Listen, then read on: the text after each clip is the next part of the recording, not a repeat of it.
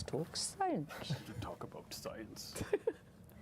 Good afternoon and welcome to NASA's Goddard Space Flight Center.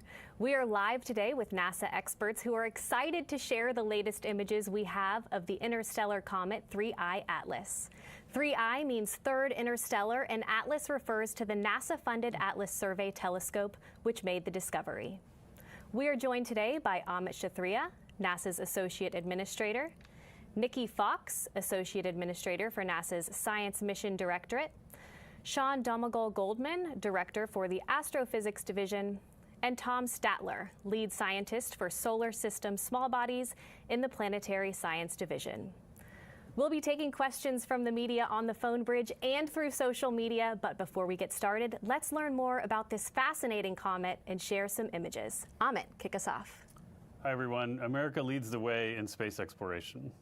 As Courtney noted, a NASA-funded telescope, the Atlas Survey Telescope in Chile, first reported observations of the comet on July 1st, 2025 to the Minor Planet Center. And NASA has been tracking and studying Comet 3I Atlas ever since. We're here today to give you the latest of what we know about Comet 3I Atlas and what we still want to know. But first, what is a comet? It's a small, natural, solid body that is a combination of rocky and icy material that evaporates as it warms when it's close to a star like the sun. But to start with, I'd like to address the rumors right at the beginning. I think it's important that we talk about that. This object is a comet. It looks and behaves like a comet and all evidence points to it being a comet. But this one came from outside the solar system, which makes it fascinating, exciting, and scientifically very important. This is only the third interstellar object like this that humanity has ever found. And a little bit more about the rumors. I think it's very important, and I'm actually very excited that a lot of the world was speculating about the comet while NASA was in a period where we couldn't speak about it due to the recent government shutdown. I think what I took away from that whole experience and watching that as we were working during the shutdown was just how interested and how excited people were about the possibility of what this comet could be. There was a lot of speculation about what it could be, but what I think is really awesome is that folks were interested in this incredible finding that we observed and that came from the heavens, and what that means, what it could mean about how magical the universe could be. It expanded people's brains to think about how magical the universe could be. And I'll tell you, here at NASA, we think that every day. And so it's really great that you were able to join us while we were, not able to comment because of the shutdown constraints about what that comet is, because we think the universe is a magical place, and we spend your treasure and we spend all of our time trying to make sure that we explore that and share with you as much as we can. In fact, we want very much to find signs of life in the universe. In fact, just a few months ago, we were with you and we talked about what we think might be the signal from ancient life on the surface of Mars, from our amazing machines that have been roving the planet for 30 years to look for those things. That is something that's really important for us to learn about and discover. It could be an amazing discovery if and when we can confirm that. But 3I Atlas is a comet. So my colleagues from the Science Mission Directorate will go through the images in detail. But just to give you a peek, here's one of the images from the closest physical instrument we had to the comet, from the HiRISE instrument on our Mars Reconnaissance Orbiter, taken on October 2nd as the comet sailed by at a distance of 19 million miles from the instrument. You can see that Comet 3I Atlas looks like a fuzzy white ball. That ball is a cloud of dust and ice called the coma, which is shed by the comet as it continues its trajectory towards the sun. I'll leave it to my esteemed colleagues to share further details, and I'd like to introduce you to the head of NASA Science, Nikki Fox. Thank you so much. It is such a rare opportunity for us to be able to observe this interstellar comet. And NASA Science has been given this really, really exciting opportunity to do it, and literally from the moment of its discovery. Just like Amit said, comets are tiny cosmic snowballs.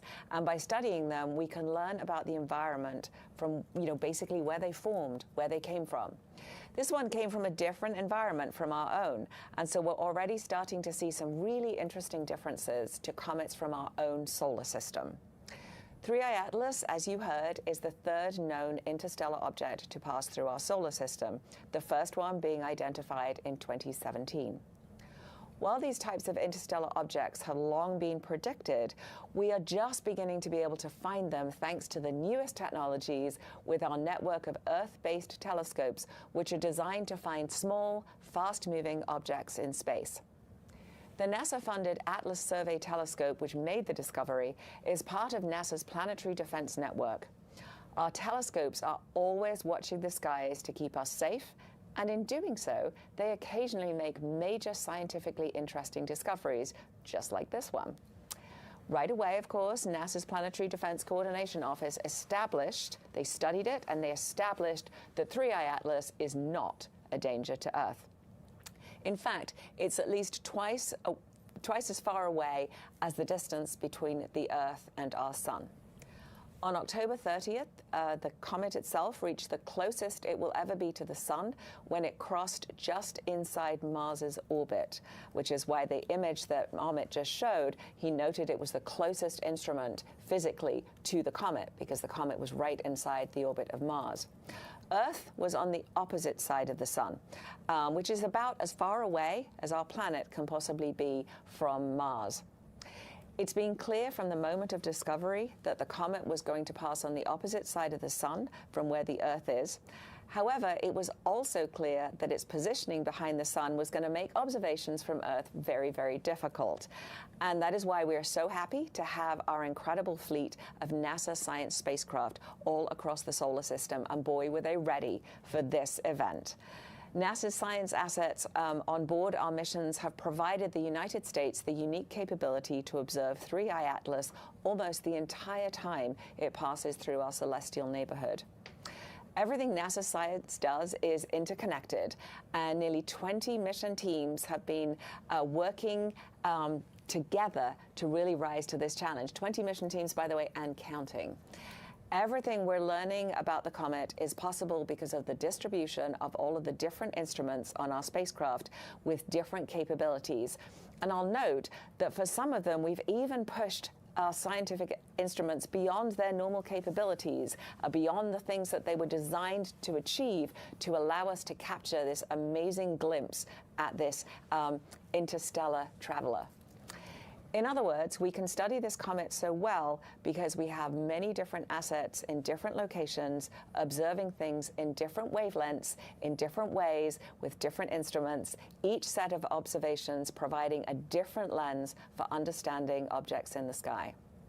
So NASA's science team has kept watch on 3I Atlas for nearly its entire journey through the solar system for the first time ever. So I'll just quickly go through the timeline of which NASA spacecraft have observed the comet thus far, and we're still going. There will be more opportunities to observe this comet as it continues its journey through the solar system, passing the orbit of Jupiter in spring of 2026. So the NASA assets that are gathering observations of 3I Atlas include Hubble, the James Webb Space Telescope, TESS, SWIFT, SphereX, Perseverance Mars Rover, Mars Reconnaissance Orbiter, MAVEN, Europa Clipper, Lucy, Psyche, personal favorite, Parker Solar Probe, Punch, Stereo, and ESA, NASA's SOHO mission. And I'll note that Parker Solar Probe's data were just downloaded yesterday, and indeed, we did catch several glimpses of this amazing comet. The scientific community is hard at work analyzing these images, and everyone, as always, is welcome to take a look. At NASA, we embrace open science. We make all of our data available to the public 24/7, and we invite, in fact, we really want you to tell us what you're observing and what you think about what we're looking at. We're still learning even about what questions we still need to ask, and this, of course, is the scientific process in action. All the data go to a public archive. We get those images as soon as we're able to from all of our eyes in space. As always, I am excited to see what new things we learn about our friendly solar system visitor in the days and, in fact, the years to come. So now I'm going to pass over to Sean. He's going to tell you about what our astrophysics missions have seen. They, of course, were some of the first things to look at the comet, and images from several of them have been available since the beginning of the summer. So I'm going to ask you to set the stage for us, tell us what we've already seen before we hand over to Tom to tell us all the new stuff. Take it away, Sean. Thanks, Nikki. Happy to. To give you some background, NASA's astrophysics missions, like all our missions, they are designed to do things that would otherwise be impossible. In this case, our nation's space telescopes stare deeper and more sharply into the universe than any other observatories in the world. And that means we're often the first to follow up and study near-Earth objects or comets like 3I Atlas after they're initially detected. That same powerful gaze that lets these telescopes see distant galaxies, those little red dots you might hear about, they also allow us to observe details about objects like 3I Atlas a little bit sooner. And the earlier we learn about these objects, the earlier we can share this information with the world, including the science community and our partners across the planet that often have ground-based assets or other space-based assets, so that they can conduct additional observations with their telescopes.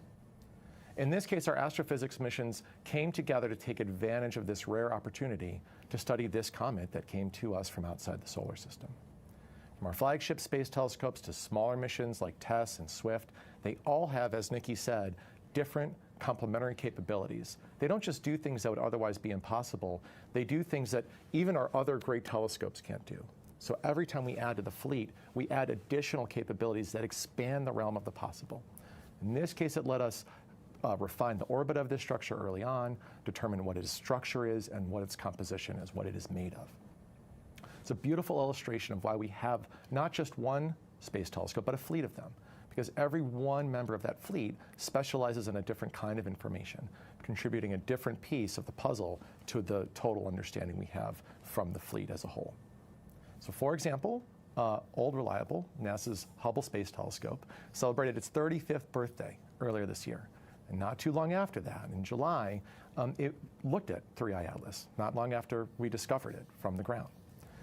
At this point, 3I Atlas was about 277 million miles from Earth. And what Hubble's images revealed was a few things. First, a teardrop-shaped coma of dust coming off that solid, icy nucleus of the comet itself. From these data, astronomers were able to more accurately narrow a few things. Importantly, the size of the nucleus.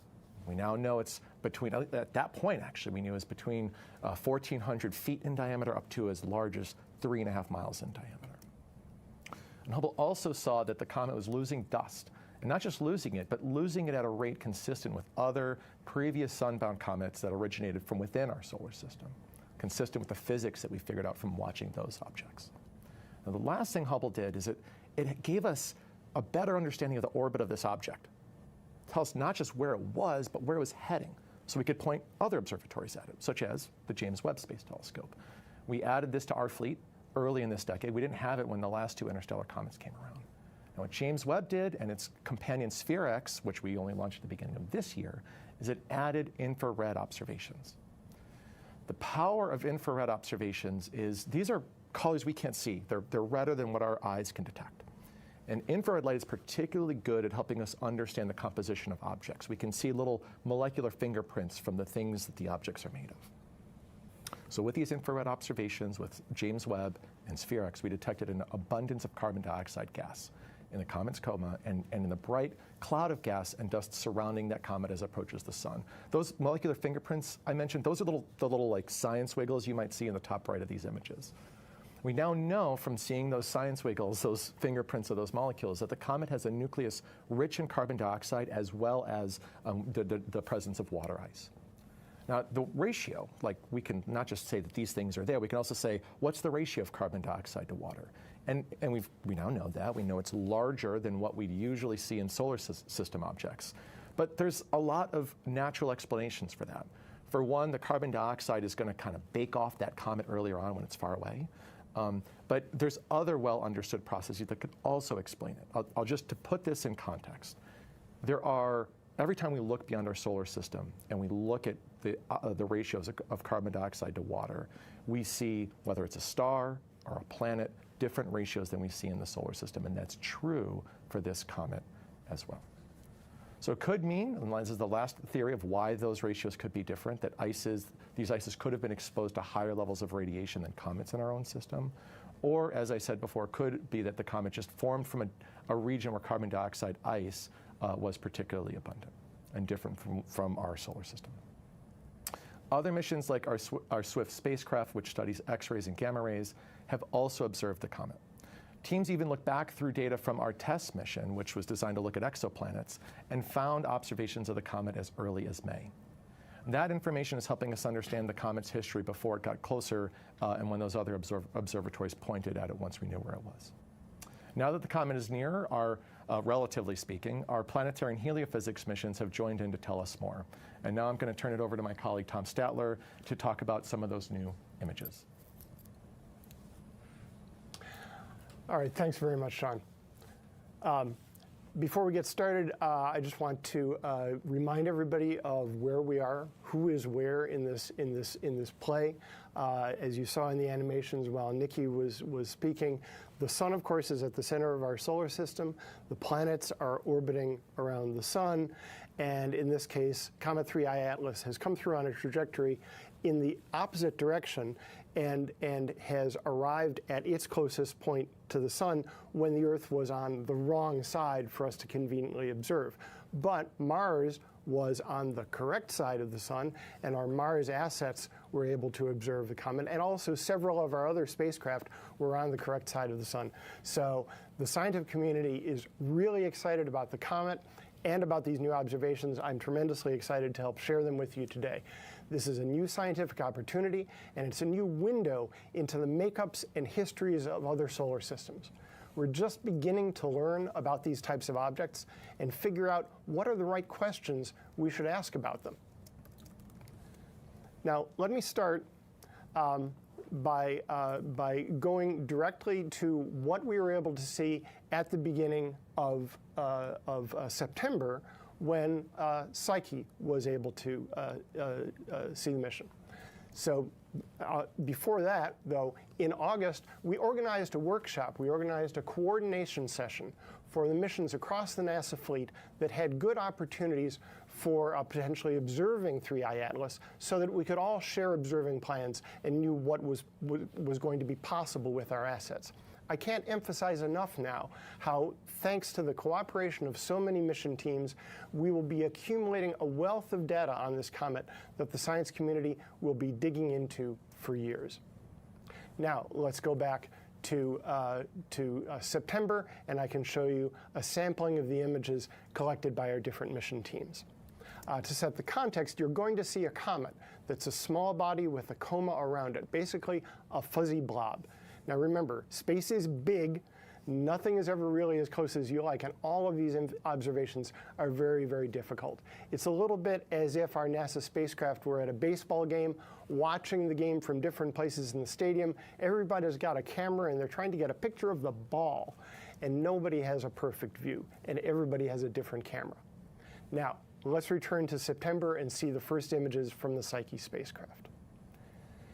NASA's Psyche mission acquired 4 broadband black and white images of the comet over the course of 8 hours on September 8th and 9th, 2025. The comet was about 33 million miles from the spacecraft at that time, and you can see in the image the large frame where the comet was seen at different times. Down in the bottom left is a blow-up, a stack in addition of all of those observations. The Psyche spacecraft is on its way to an asteroid in the main asteroid belt that's also named Psyche, and these images were the first captured from this perspective. Now, if you think in that lower left you're not seeing very much, just wait a minute, you'll see more. Now, the following week in September, the Lucy spacecraft observed the comet from the opposite direction. So let's take a look at the Lucy image. This is another broadband black and white image made by adding up a series of individual exposures that were taken on September 16th. Lucy is on its way to study asteroids that shared Jupiter's orbit around the sun, called the Trojan asteroids. Lucy was 240 million miles away from 3I Atlas, which is circled in the center, when its high-resolution LORRI camera caught the comet. You can see the comet's coma, the fuzzy halo of gas and dust surrounding 3I Atlas, and its tail, a smudge extending to the right of the comet. If you were the Lucy spacecraft looking at the comet from this angle, the sun would be a little bit over your left shoulder, and so the comet tail is pointing away from the sun, as we've seen many times before in solar system comets. For scale, this image spans about 1/3 the width of the full moon as you'd see it on the sky. Of course, at the distance of the comet, that's a much, much larger region of space than the moon. Now, this looks a little different from the Psyche image. Part of that is because the cameras are different, and part is because of the ways the Psyche and the Lucy teams decided to show their images. But also, it's because we're seeing the comet from different directions. Seeing a comet's coma in different lighting geometries with the sun coming from different directions is one of the key ways to learn about the physical properties of the dust that's been launched off its surface. And I want to emphasize that you do not get these views unless you have spacecraft farther from the sun than the comet is, so that you can see it backlit. We could not get this view from the vantage point of the Earth. So combining the data from Lucy, Psyche, and Earth-based telescopes, scientists are hoping to better understand both the three-dimensional structure of the comet and the nature of the dust.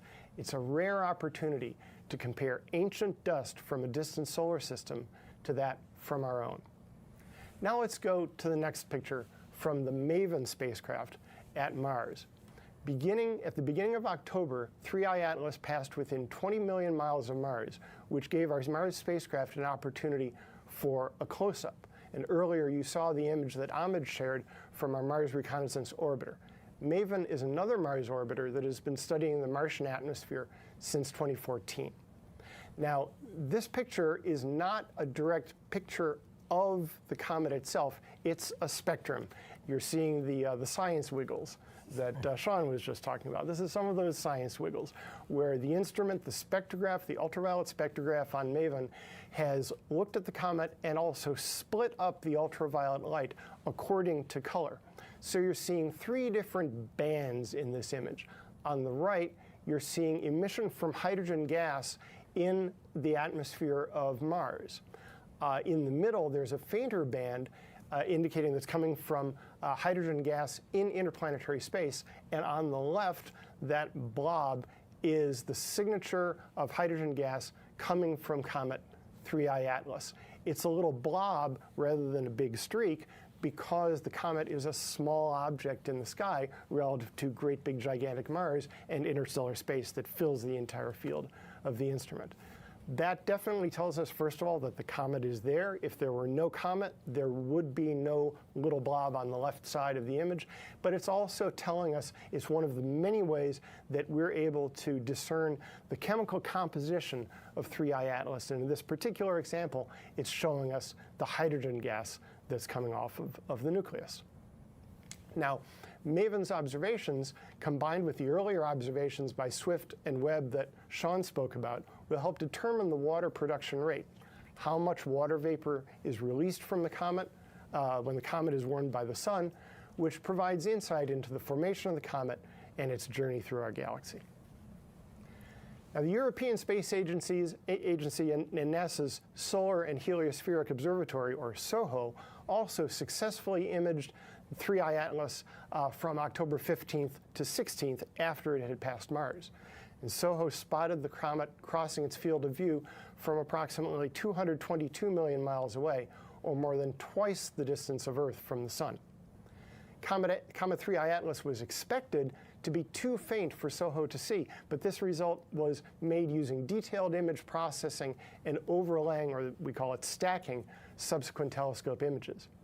And this image highlights the value of spacecraft and instruments designed to look directly toward the sun, as Nikki was saying before, not only to study the sun, but also to have the ability to see other objects crossing, in this case, behind the sun from the telescope's point of view.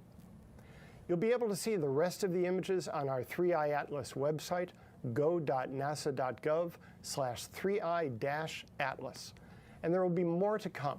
Not all of the data have been downlinked yet through NASA's Deep Space Network, and there are more observations still in work.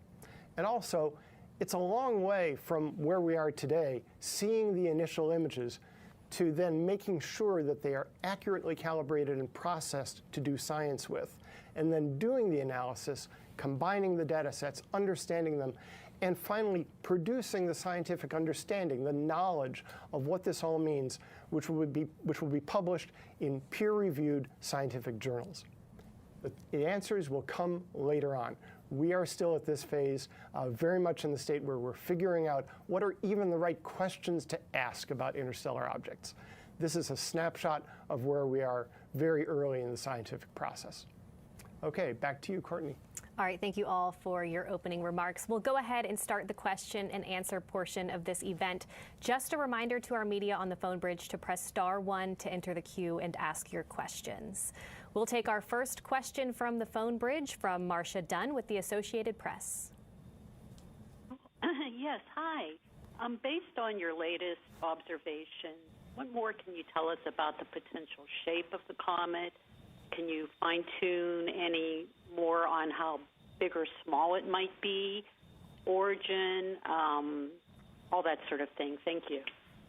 Thanks for that question. There's a lot of territory to cover there, so let's see what I can do. The size of the nucleus still has yet to be pinned down. The best data are still from the Hubble observations that Sean was talking about. So we're still right now in that range of somewhere in the vicinity of a couple of thousand feet to a couple of miles diameter, but we'll get better on that one.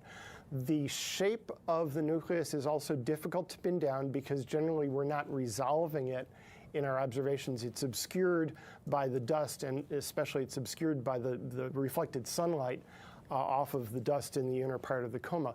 But what observers from the ground have been able to do is observe the brightness of the center of the comet over time to see if there's a modulation of that brightness that would be an indication of rotation. And it's very difficult to discern. So what it's looking like so far is that there's not a big, the shape of the nucleus is not very far from being round. It's not, doesn't seem to be a big, or at least we're not seeing signatures of a very elongated object yet. There's a lot still to come there.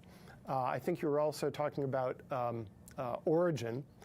It would be great, it would be fabulous if we could trace back the incoming trajectory into the solar system and trace that back and figure out where it came from.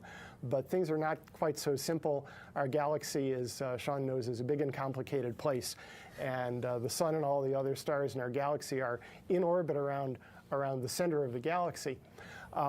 And so 3I Atlas has been in interstellar space for a very long time.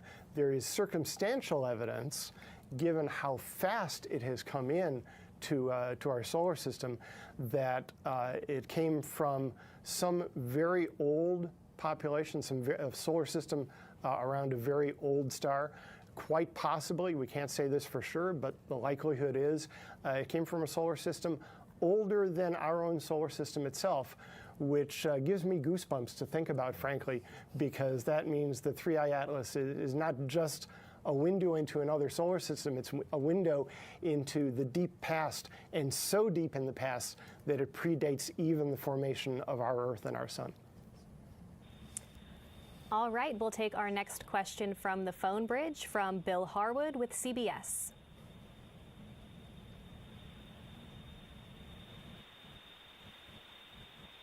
Bill, if you're talking, we can't hear you.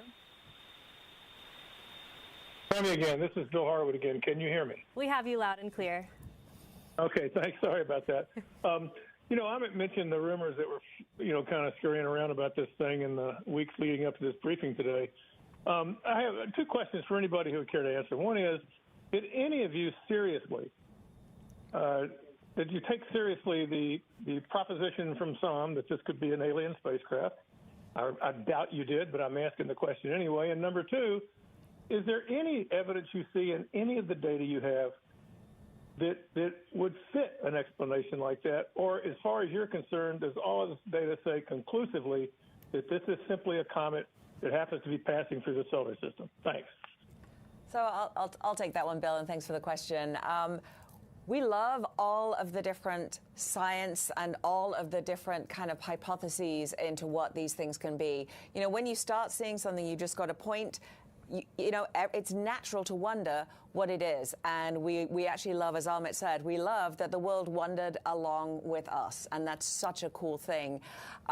We certainly were able, because of the measurements that Sean described from the astrophysics telescopes that immediately turned on this object once we found it. And even, I was interested, I just learned that we'd actually gone back and actually seen it before we even found it. So that was super cool. I just heard that from Sean. But, we were very quickly able to look for sort of, the easiest thing to do, I'll put it a different way, is if you understand comets pretty well and you understand asteroids pretty well, you kind of know the signatures that you're looking for, and so you can sort of look for those quickly and tick them off and say, yep, it really does behave like a comet. The interesting thing that, Tom, I know if I throw this to him in a second, he's going to geek out about it. But the really cool thing about this is the differences, because it comes from somewhere else. And that's why we're so excited about it. It's only the third time that we've been able to identify and track something coming from outside our own solar system. We've long predicted these things occur, and now, of course, we know better how to look for them, and we now have this amazing Atlas array. We're expecting we'll find a lot more of them, but it was quick. We were quick to be able to say, yep, it definitely behaves like a comet. We certainly haven't seen any technosignatures or anything from it that would lead us to believe it was anything other than a comet. But the super cool thing is not that it's exactly like all the comets that we see in our solar system. It's the differences that are so tantalizing for us as it gives me goosebumps too. It could be from something that existed before our own solar system. That is so cool. It's from something that predates even our own star. Yep, it's going to look different because it didn't come from our solar system, and that's what makes it so magical. You want to geek out a little bit, Tom? You were geeking out so expertly, Nikki, to begin with. Embracing so that was fabulous. But that's exactly right. I mean, things from other places, we naturally expect them to be different from our own homegrown variety. And I like to imagine if you're fortunate enough to have grown up in Hawaii and you only drank Kona coffee, you love your Kona coffee, and then somebody says to you, well, gee, have you tried Sumatran? You're going to say, well, do you expect it to be different? And they'll say, why don't you try this? And you try it and you say, wow, that's really different. And you realize, well, I expected this to be different because it was from someplace else. It was a different environment in Sumatra. Now, does that one sip of coffee tell you everything about the weather in Sumatra and the soil and the people who harvest the coffee? Bless them. Of course not, but it's different, and yet it's still coffee. And that's what we have in this case. We have a cometary body. It behaves, it resembles the homegrown comets that we have in our solar system, and yet it's excitingly different in particular ways. It does the same thing comets do. It evaporates carbon dioxide gas. It evaporates water. But it's evaporating more carbon dioxide compared to water. So that's a very interesting thing. Comets evaporate dust, and the dust is broken down. The minerals are broken down by the ultraviolet light of the sun. And comets, we know comets put out nickel, they put out iron. That's what comets do. This particular one is putting out more nickel than iron. That's really interesting, really remarkable, and something to be studied in the future. So we're always interested in new ideas. We're always interested in new suggestions, and all ideas are good when they're born. But those that stand the test of time, those that stand up to testing, those that are supported by the evidence, are the ones that survive. All right, we'll take our next question on the phone bridge, and that one comes from Matthew Glasser with ABC. Good afternoon. Thank you for doing this. Tom mentioned that the answers will come in time. I'm curious about what are some of the hopes that we might discover from this comet. What might it tell us about our planet, about our solar system, about the universe? Are there key things you're looking for as you start to analyze this data, and are you excited about anything in particular when it comes to better understanding how things are working out there? Sure, I can take that. Every new object we discover is a new piece in the puzzle. What we're trying to do always is to understand the universe. That's part of the NASA mission, is to understand the solar system, understand the universe, understand the origin of planets, the origin of life. And that is a huge question, and we get little bits, little clues to parts of that puzzle, and we start trying to put that puzzle together. We have gained tremendous amount of information from hundreds of years of astronomical observation and from decades of in situ spacecraft observation has revealed our planets as actual places, not just points in the sky that you could barely see with your own eyes. We've learned about comets and asteroids, and we're beginning to put together a picture of how all of those planet-forming minerals and planet-forming ices came together to form our planets, and how our solar system changed over time. Just one example, we get a fascinating clue from the objects like Pluto that we've been discovering since the 1990s, the trans-Neptunian objects. The way they are distributed through space in the outer solar system show us clues to how the orbits of the major planets may have changed over time in the early solar system. A fascinating thing, and questions that we would never have thought to ask before we knew about these trans-Neptunian objects. Now, interstellar objects, like I said before, are new windows, and it's windows that we've never even looked out of before. So what we're going to find is way too early to predict, but I think we're getting a hint of the breadth, the wide spectrum of conditions that existed in different parts of the galaxy, in different solar systems, where the compositions, the elemental abundances, the mineral abundances may have been very, very different. It would be a different picture if we were seeing the first 3 interstellar objects and we'd say, gee, those look exactly like our homegrown comets. That would have been really interesting, and we would have said, well, maybe our galaxy is a boring place because every place is the same. What we're seeing with this is not every place is the same. That's a good thing. Lots of places to explore, and they will be different if we ever manage to get there. Yeah, I think of these as frozen fossils from their moments of formation, including the things in and now from beyond our solar system.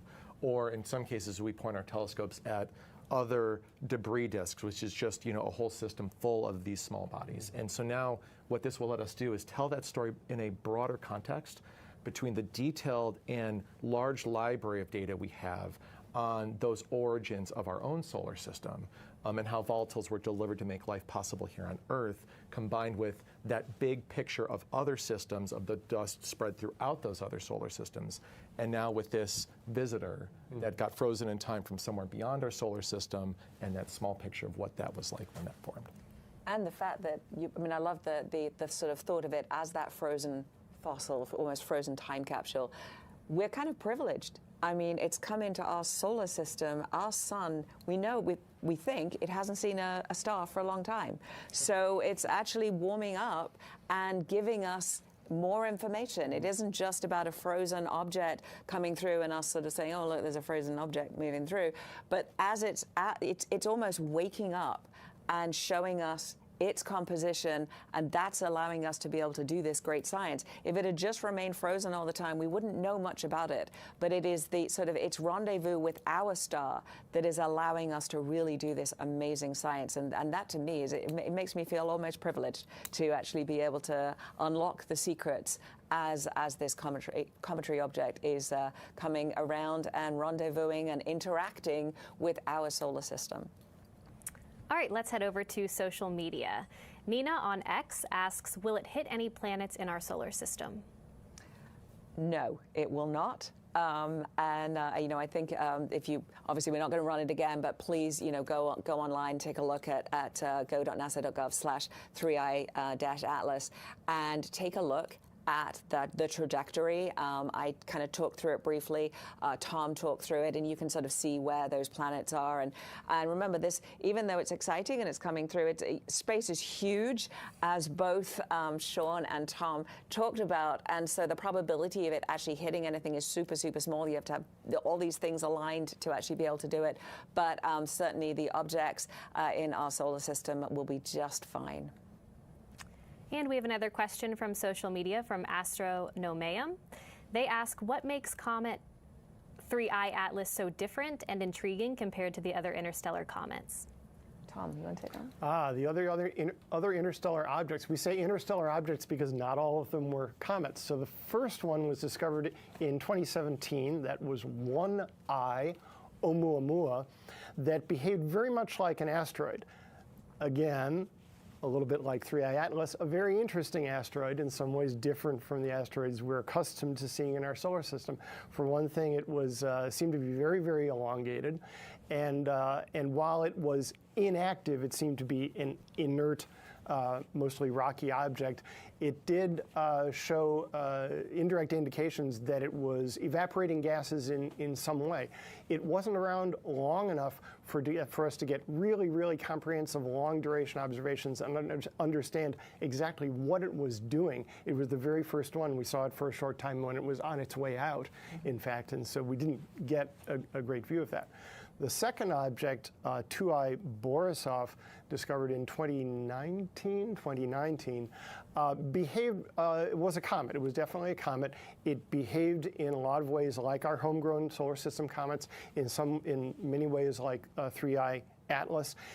Its properties were more in line with what we're used to seeing, and the comet observers regarded it as very much akin to our solar system comets, although in some ways a little bit at the edge of what we're used to seeing. 3I Atlas is in a lot of ways like 2I Borisov, but a bit more out there in terms of things like the carbon dioxide to water ratio. All right, Svetlana on LinkedIn asks, will the observational data from this campaign be available for open analysis? Absolutely. Every piece of NASA data we are delighted to share. We've had open data policy at NASA for a long time. We make a big effort not just to release the data, but also to make sure it's usable, so you can get the tools and things to actually analyze the data as well. And we invite everybody to look at this comet with us. If you're able to take your own images through like citizen science programs, we love that too. We love everybody to be sharing in the joy of NASA science as we take every opportunity to take advantage of these incredible visitors to our solar system. And that citizen science campaign, that includes work that citizens help us do to identify small bodies in our solar system. And so if you really want to get engaged beyond just looking at the data, you can help us generate new data and find other objects for us to study. Yep, the big one, our solar, our SOHO, big comet finder, big comet tracker. So many of those comets discovered by our citizen scientists. So keep those observations coming. All right, we'll head back over to the phone bridge. Our next question comes from Ken Chang with the New York Times. Hi, thank you. This is for Tom and Nikki. One, of the measurements made so far, what is uniquely different about this comet, other than the trajectory, of course? And two, since perihelion, it looks like there are multiple jets. I was wondering if you could talk about that and the speculation that it might have exploded. Thank you. Go ahead. Yeah, thanks, Ken. So some of the differences I already mentioned is the ratio, the carbon dioxide to water ratio, the nickel to iron ratio. Also, there were ground-based observations noting that the polarization of the light reflected off the dust was also unusual, so that's telling us some interesting things about the dust. There are other indications that the physical properties of this dust, maybe the grain size distribution, might be different from the sorts of things that we're used to. The appearance of a sunward tail early on in the trajectory was part of that, an indication that the dust was being pushed off the comet on the sunward side, and then it took a while for the solar radiation pressure to push it back the other way. That's been seen before in other comets, but not very often. I'm sorry, Ken, what was the second part of the question? The explosion. Did it? Perihelion. Jets. Yeah. The jets. Right. So seeing activity, seeing more activity in the inner coma around the nucleus right around the time of perihelion, when it's being warmed most intensely, is something that happens frequently. That's something the comet observers are going to be very, very excited about. It does take some time to figure out, because it takes time for the actual event that happens on the surface to propagate out to a distance where you can see it with a telescope, but people are going to be mapping what jets there are. It doesn't necessarily mean there was an explosion.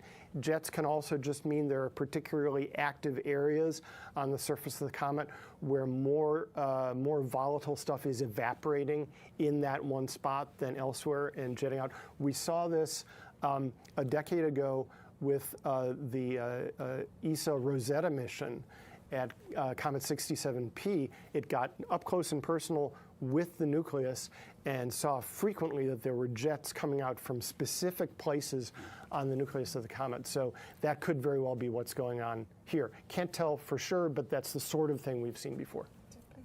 The other thing I just want to say that we're expecting to see as more stuff gets thrown off this comet in these jets is at those warmer temperatures, additional things can bake off of it, additional gases can bake off, and so we do expect the composition of the comet to potentially change, or those jets to change over time.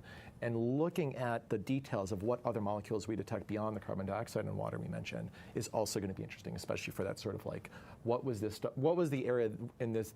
What was this stuff made of in the area it was made, like long time ago? Right. Our next question is from David Chandler with Sky and Telescope. Yes, a couple of things. Have you any of these observations showing you anything about any non-gravitational accelerations at this point? And also, can you say a little bit about coming attractions? What observations are in the pipeline that have been made but not released yet? I think the MRO HiRISE observations, has that been released yet? And what else is there that's either in the can and waiting to come out, or observations that will be made over the coming weeks as the object comes closer to Earth? Mm-hmm. I can answer some of that about the non-gravitational accelerations. This is something that we look very closely at for every comet, because that's always something that happens. And just to back up to explain what the question is that as comets evaporate, they are blowing off gas, they are blowing off dust, and every time something gets pushed off the comet, that acts like a little rocket engine at that moment and pushes in the other direction. And so it's very, very common to see comets have subtle changes in their orbits as a result of these little rocket forces, just called non-gravitational accelerations.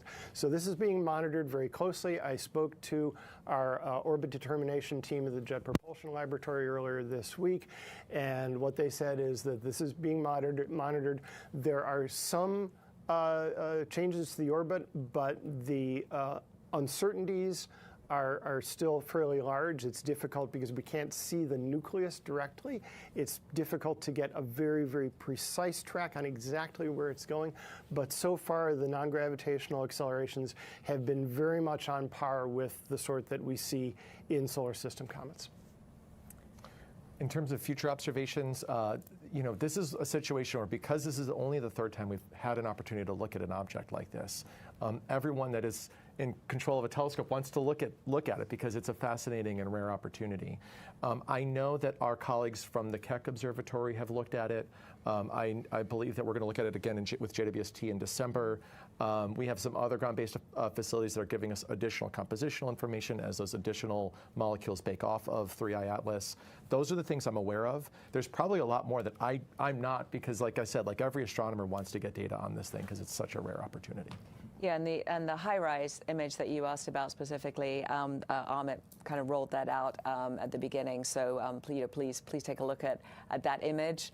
I think Sean is not bragging a lot on what these astrophysics telescope. I don't know why, but because we are able to look at it in infrared with the James Webb Space Telescope, that will be the last time we can see the comet. So as it is exiting the solar system and getting further and further away, the James Webb Space Telescope will actually be able to track it longer than anyone else, partly because of its ability to kind of look long and deep rather than sort of across and wide, and the fact that it looks in the ultraviolet, in the infrared, so it can kind of see the dark objects. And so I'm really excited about just sort of, tracking it to the very end.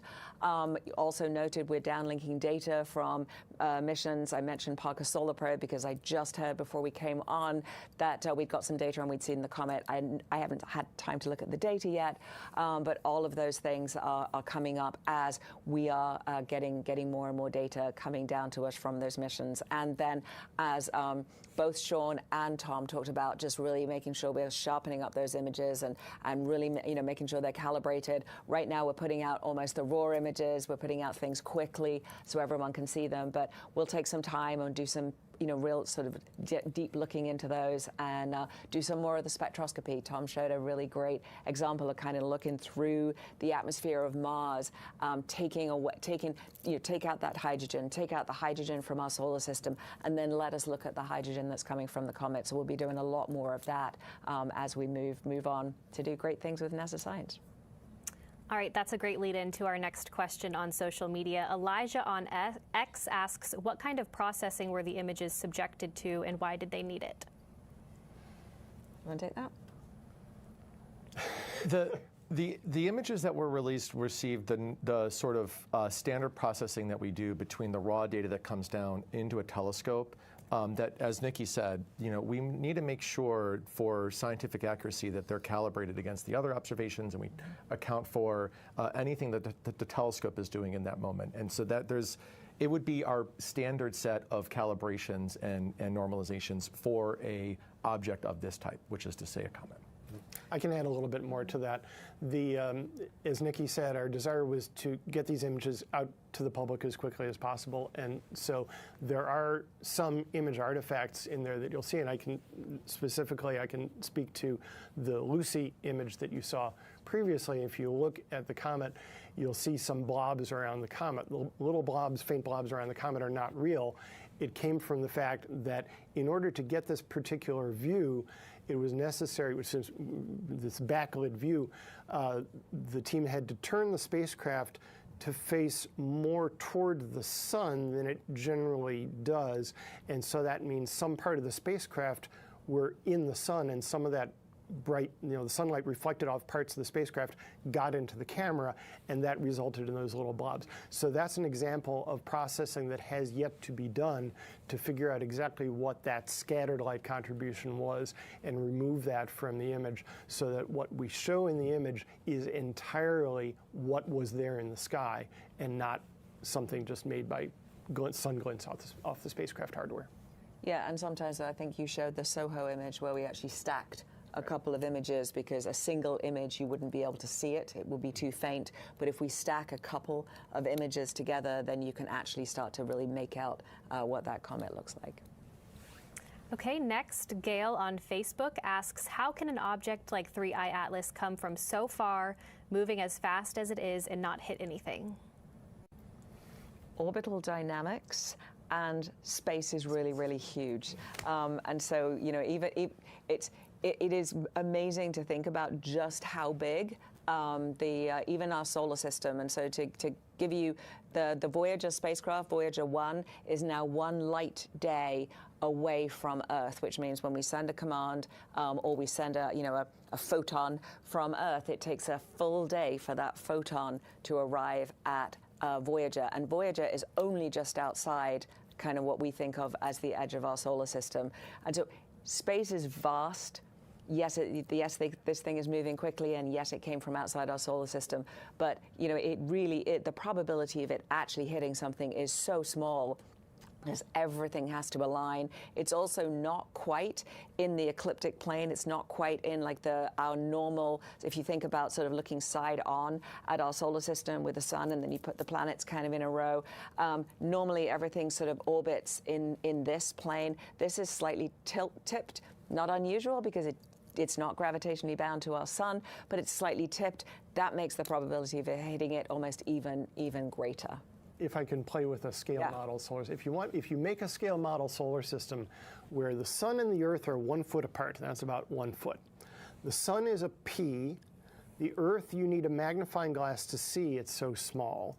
The entire solar system will just barely fit in your house if you squeeze a little bit, and the next nearest star is over 50 miles away. So they call it space for a reason. Most of it is space.